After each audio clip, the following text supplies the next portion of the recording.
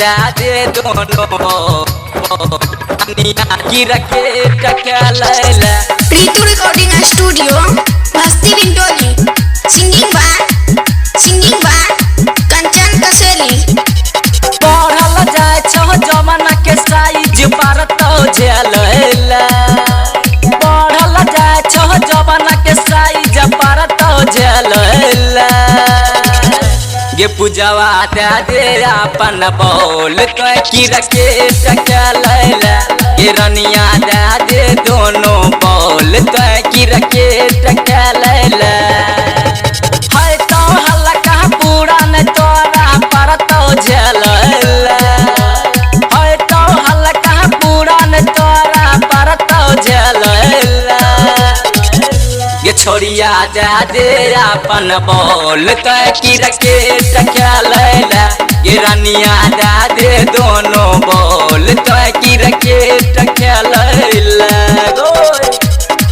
दे अपन बोल तो की रकेट खेलैला।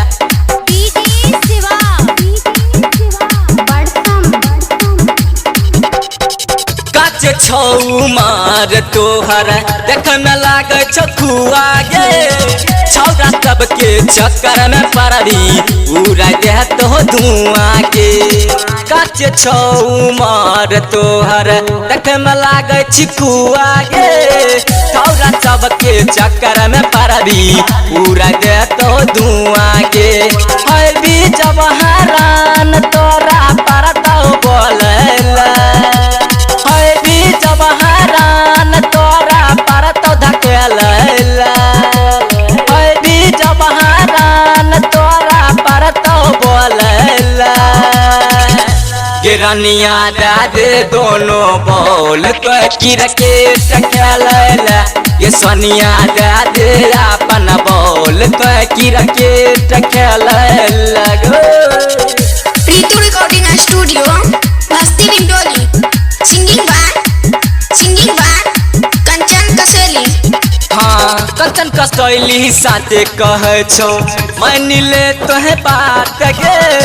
लट लट ने कहा खेलैला रंजित के तोहे साथ गे।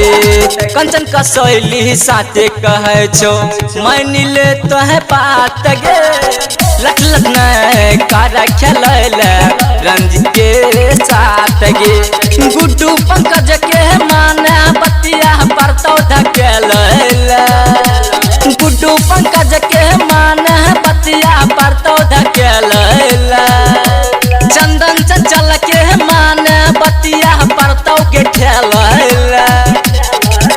ये सोनिया दे अपन बोल तो की रकेट खेलैला। मुस्कनिया दे दोनों बोल तो की रकेट